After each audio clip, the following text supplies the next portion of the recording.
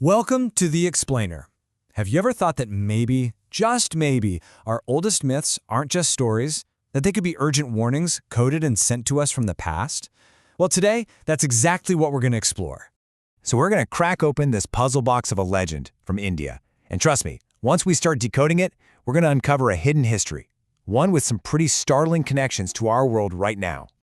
Okay, so the main idea we're playing with here is something called the historification of myth. And really all it means is this: the belief that a story that seems packed with gods and curses and magic might actually be a kind of map, a map that points to real people, real places, and real events. All right, let's set the scene. Our mystery starts in the Sundarbans, these huge, sprawling mangrove forests between India and Bangladesh.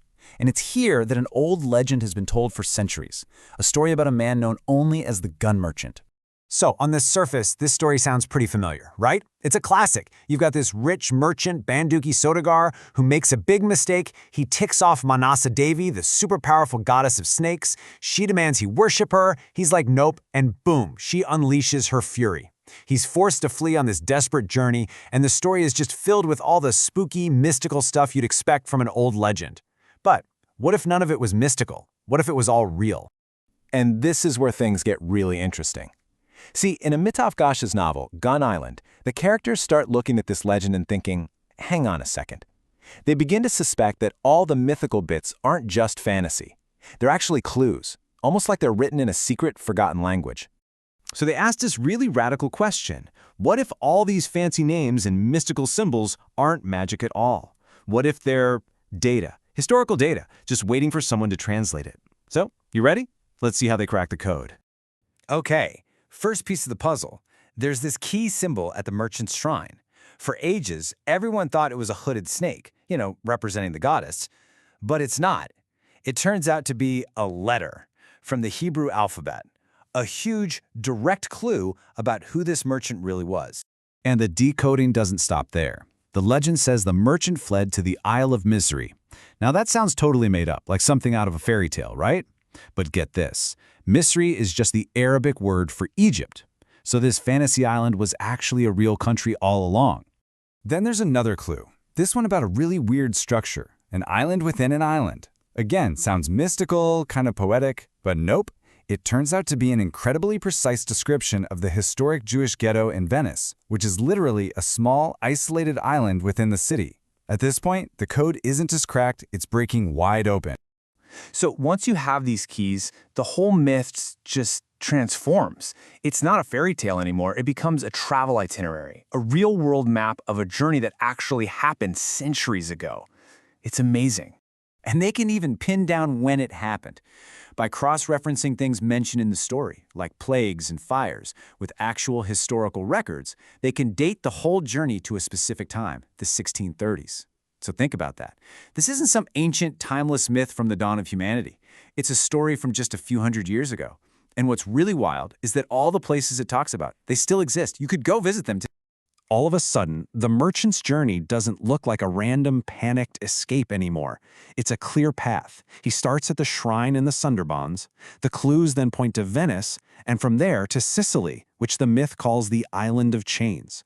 He wasn't just running blindly. He was following a very real trade and travel route from India all the way to Europe.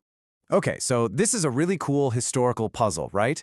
But so what? Why should we care about a 400-year-old story? I mean, what does a merchant's escape in the 1600s have to do with any of us right here, right now?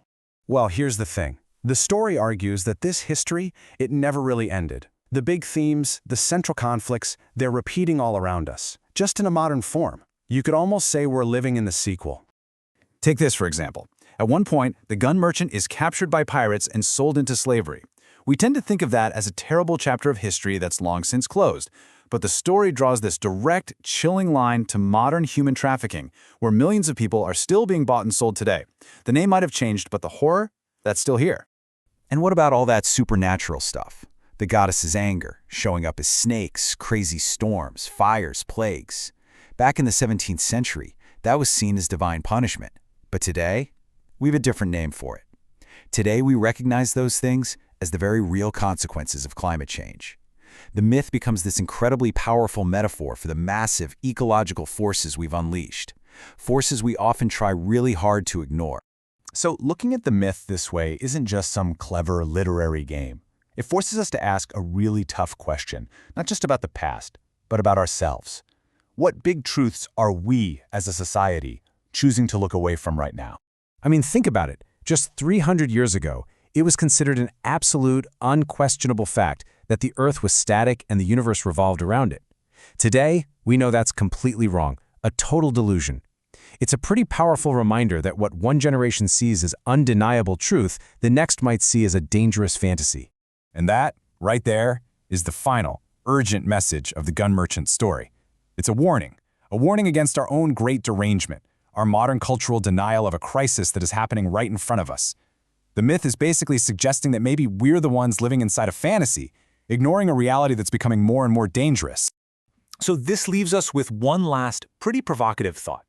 If a 400-year-old legend can hold a warning that's so relevant today, then what warnings are hidden inside the stories we tell ourselves right now? In our movies, our books, even our news headlines.